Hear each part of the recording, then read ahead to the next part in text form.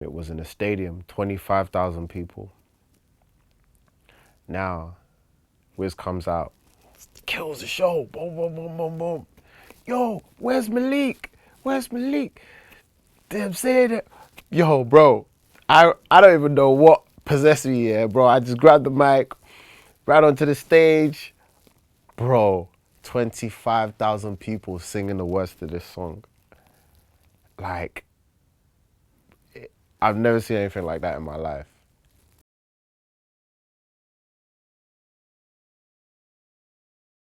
So first and foremost, good afternoon, Mr. Berry.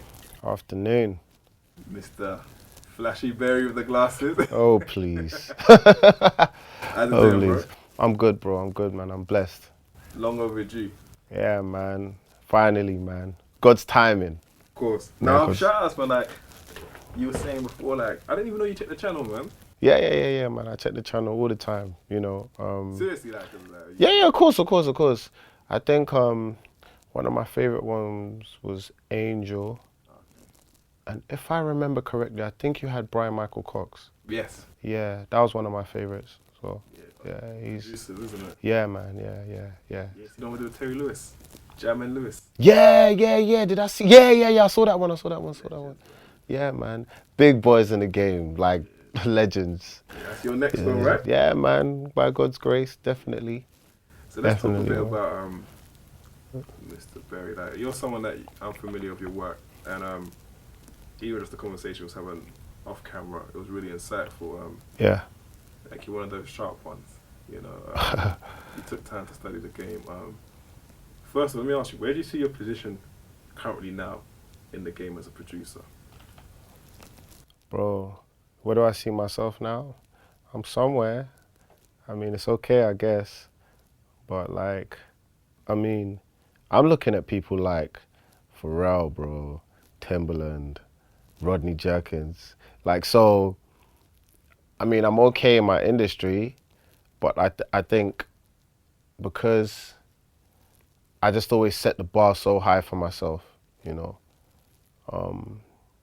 But I definitely see myself as, you know, somewhere in my industry. I feel like I've, you know, created a sound that can cross over internationally in the Afrobeat industry. I feel like I'm one of the few producers that's sort of been able to do that. Yeah, you know, I'm okay. I'm just a small guy making music. Nonsense. But put it this way, so we're all from the same place, Nigeria. Yeah. And I always find it interesting to know how you actually sell music to African parents. What was that initial? Oh, is it a struggle? Do they understand it? Do they still not get it? How does that work? Well, you know, my mom was always supportive, but I think that's because I grew up in a house where me and her would sit in front of the TV and just watch MTV. Like those days where MTV really played music videos. You know, we'd sit down and just watch music videos and sing along, and I used to dance to Michael Jackson. So she always knew I was into music. It was my dad that never really understood, you know. He I don't know, man. Like he just didn't get it, you know. He just didn't get it. He just, you know, just regular Nigerian parent, just get a job, finish uni, just get a first class and go and get a good job and blah, blah, blah. And I can't fault him because at the end of the day, you know, our parents just want the best for us and they can only see so far. Do you understand? You know, there's a difference between sight and vision. You know, not every parent has the same vision as you do. Do you understand? Like I could try and explain to him like, look, like Dad, can't you just see this over there? Like, but he can only see this far. Do you understand? But there's no point in me trying to explain something to someone who can only see this far when I can see that far, because that's the vision I have for my life, you know. But later on he understood, you know, and now he's supportive. But my mum's always been down, you know. She's a fan. Yeah. What point did it click for your dad? Like, okay, this is not.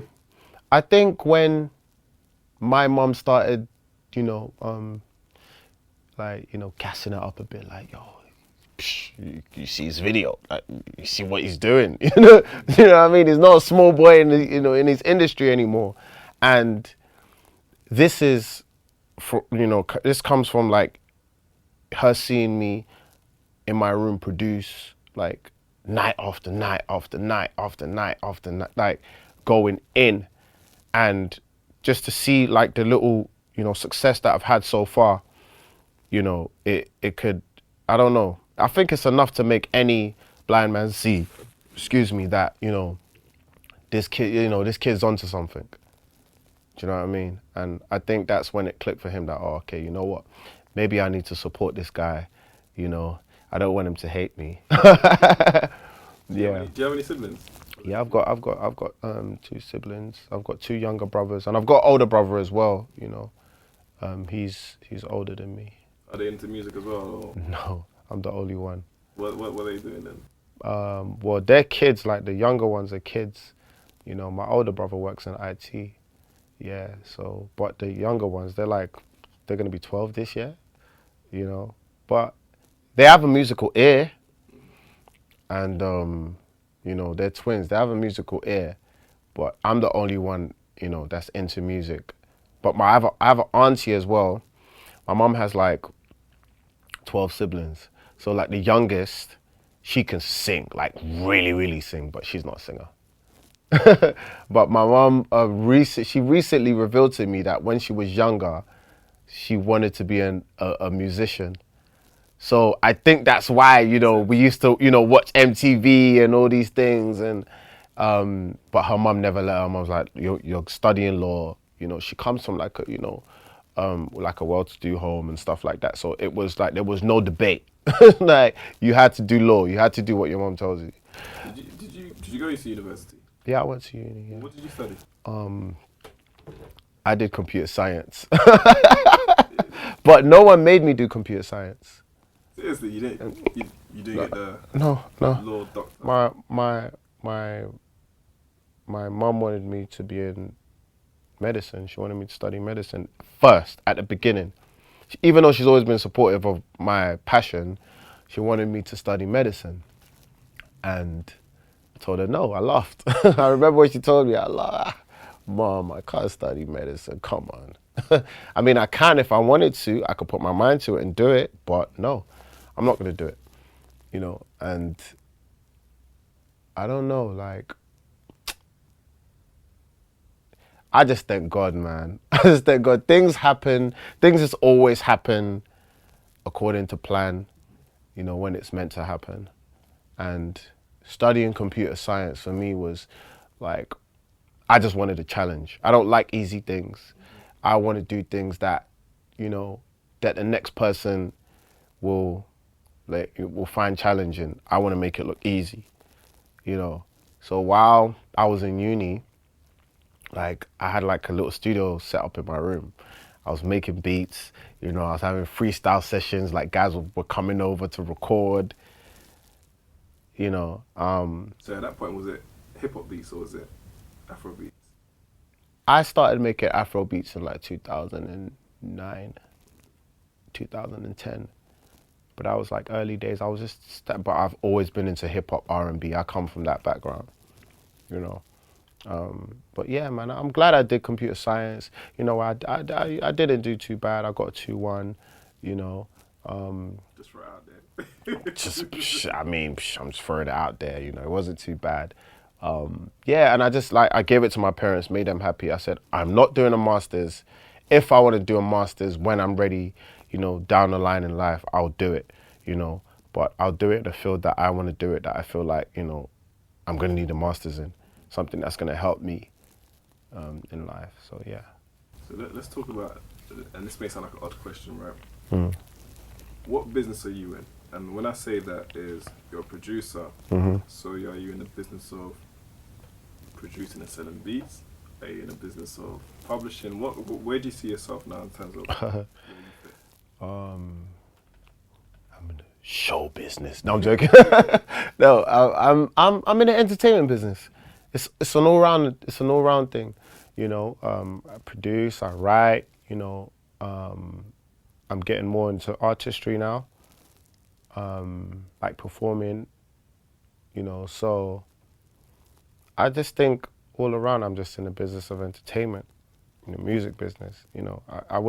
I do a lot of things, you know. Like I mentioned before, I write, I produce, you know, I do vocals, performing, you know, which is something new that I'm going to be getting into. And yeah, like I do everything. I wouldn't say, oh yeah, I'm in the business of publishing, even though I do that. And I can do that, you know, but yeah, I wouldn't, yeah. Do you know I say that because like obviously people weren't privy to the conversation beforehand, but the business cap is fully on. Yeah. You know, and it's not. There's a portion of beat makers, producers, top line writers, and then even with all that, it's almost like how's this gonna make sense? Yeah. Who are we gonna publish this to, or who's Yeah. got their PRS sorted out? Let's get the splits. Yeah. And I'm sure those are things now that obviously gradually you're aware of. But Yeah. for you, when did the business part of it come into play, as opposed to just like, I'm just gonna make a beat, send it here, and just get it involved? From the beginning. Well, not from the beginning, but early on, before I got into the Afrobeat industry. Like I've always like I think I learned a lot from working with Ike's, because you know he's a rapper, he's a UK rapper. You know I still work with, and he's always got his business cap on. You know, as an Igbo guy, he's always got his, you know, business cap on. So I learned that from working with him, and I always kept that. And I, you know, ran and learnt more and more and more and more. I was just hungry. I wanted to learn more. And, you know, there's so many bad, shall I say, negative perceptions about the music industry. Like, you know, you don't want to get swindled, you know, no one's real, everybody's trying to scam everybody. So I said, you know what? I'm going to read as much as I can, even though I didn't study this in uni, so no one can scam me. Do you know what I mean? Like, and that's what I did. And I feel like no one scammed me. Not that I know of anyway. But do you feel like there was people trying to take advantage of Well, situations? yeah, in the industry, in the Nigerian music industry, yeah, of course. You know, like my philosophy is no one can cheat you unless you allow them. Do you understand? If you know the game, yeah, like nobody can cheat you. Do you get what I mean? But at the beginning, I didn't know that game. I was coming with my, you know, knowledge of music publishing and knowledge of this and knowledge of that, you know, from the UK, and studied the American music business as well. And I'm coming into Nigeria, which is like guerrilla warfare, you know, everything is just, you know, wild, you know, even in business. So it was so easy for people to like, you know, like we say, use style to get their way, and, you know, but later on, I had to adjust to their way of doing business. Do you get what I mean? So now I feel like I'm in a good position because I have the two worlds, business-wise and music-wise, you know, and experience-wise. So yeah. But the business cap is always on, man. Has to be on. Do you feel like it's you know, when you go for that transition from going to the UK, Yeah. what was the first thing that, I won't say shocked you or surprised you, but in terms of how they do business over there to how we do, or supposedly supposed to do business over here? What shocked me over there? Just the lack of integrity, man. I mean, to be honest, there's lack of integrity everywhere, but I mean, yeah, just lack of integrity, man. Like people only out there, people only care about what they can get now. No one's thinking about, okay, I've just met this person. How can I build relationship with this person? Because to me, relationships are like money. It's like assets, you know? And how can I attain this asset and build on it and make it get bigger? And how can I use that asset to acquire other assets build better relationships. Out there, they only care about, man, how far now? Where's my money now? Do you get what I'm trying to say? Like, they only care about now. Once they get what they want, that's it, you know? And that shocked me. But I never let that pollute my natural way of thinking. We were talking like, just again, more on the business part of it. You were saying that you believe that things are going to get to a point where it's a fair industry for all parties. Yeah. As it is now, who are the parties who are losing out? Would you say it's the producers? Do you know who are losing out the most? Do you know who don't even exist? The songwriters. Really? Yeah. Because there's people writing songs for these people. Nobody knows. Producers, because we're producers, we get credit. Hey, Maleek Berry, I hail you. Bruh. Like, hailing or giving me big ups is not gonna, like, pay rent. Do you know what I mean? You know? But what about songwriters that are not even getting mentioned? You know, obviously songwriters, it's not like they want to be out in public anyway, but they're not even getting any back end. Do you know what I mean? So, like that, or like they're already dead. Do you know what I mean? You know, so I say like songwriters are losing out the most and producers. Artists are enjoying, they're living life. They're living life, they're enjoying. But they have their own struggles too. Which would be what? Because it does look like they pick up their money here, they're getting a show money. Yeah, but they've got to, especially artists who run their own situation, they've got to spend a lot. As quick as that money's coming in, is as quick as it's going out. Because it depends what kind of artist you are. Like if you're an artist that you want to fit in, like you've got to get nice cars, you got to have nice things, and not everything's paid for. But you got to keep up with the lifestyle. You got to pop bottles when you're in the club. Do you know what I mean? You know, you've got to pay diesel. Like how much? Like diesel, something that is a minor for us here is like, you know, like electricity is minor for us here. There it's a luxury. So they've got all these outgoings. They've got to pay video directors. Video directors out there, some of them charge crazy money. Crazy money. You know, and that's the way the industry is over there. So imagine how much they've got coming in, you know, as much as they've got coming in, they're spending as much as well. So they have their own struggles. The real artists who are really enjoying are the ones here. The successful ones here. That have their head screwed on right. Those are the ones I really enjoy. You're going into obviously, you're going to be an artist, right? In the forefront. Yeah, I am an artist. Okay, you are an artist. Yeah, but like there's, yeah. Because it's like, you know, it's like, yeah, like performing artist, recording artist. Yeah. But I've always seen myself as an artist. Where does the confidence come from actually being now? Like, you know, I can do everything, but now I want you guys to really take notice of what I'm doing now as a typical artist, so to speak. I started off as an artist.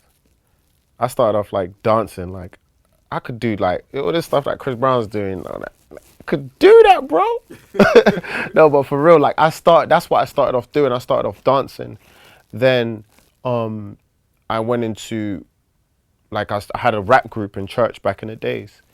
And there was 3 of us. I used to produce like most of the songs, you know, and write the hooks. I used to sing on the hooks. So we used to perform, you know, and our church wasn't small. I'm talking like hundreds of people. Like, I'm talking like performing in front of like 1,000 people, 500 people, those kind of numbers. Do you know what I mean? So I've always had a confidence. Do you get what I mean? Obviously, it's different. When you're younger, you don't care about what this person thinks of you, what this person's gonna think. You're just ignorant. You're more brave. Now that you're older, like you're thinking about, oh man, I can't fail. I don't want to flop. Oh, this, that. You know. So every artist has anxiety. Every artist. If an artist doesn't have anxiety, they're not human. Do you know what I mean? You know, but yeah, I think the confidence is just natural because I've done it before. When you say anxiety, what? I mean, around artists a lot, and I definitely agree with that whole thing about Yeah. there's an anxiety Yeah. factor in it. But for you, how do you see that as actually manifested? I mean, like, if you're about to perform in front of a crowd that doesn't know who you are, do you have what it takes to get them pumped up, you know, without them knowing your song? Things like that, you know. You know, things like that, you know, if you're not like... The funny thing is, yeah, a lot of artists put on this facade of, I'm sexy, but most artists are like very, very insecure deep down, very insecure. And that's because they didn't take the time to study themselves within. Do you get what I'm trying to say? Like, it takes, like, they leave that part out. And by the time they get to stardom, they're so big already. And it's like every time they go out, they have to put on this face. But when they're at home, they're like, you know? And I mean, it will manifest at some point because I'm human, but I feel like I've just gotten to that stage where nothing really phases me, you know? But I feel like, again, if you would have been broken, it would have been the things prior to that Yeah. to get into where you are now. Yeah, Do you yeah. understand? I feel like from some of the things we discussed before that there could have been times like, oh, I should not F this, I'm done. Yeah, That's yeah, it. yeah, But yeah. now it's almost like, well, this is chicken feed now. I've gone to Nigeria, like you're saying, I've been out there, I've seen how that works. I'm over here, I've seen how that works. But I'm still standing and I've still got my artistry, I've Yeah. still got my talents, I've still got my faculties, Yeah. and I've got the music.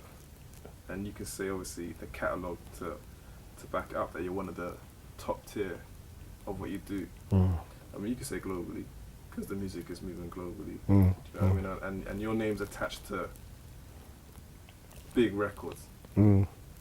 But do you see yourself being as big as the records that you've actually produced for others?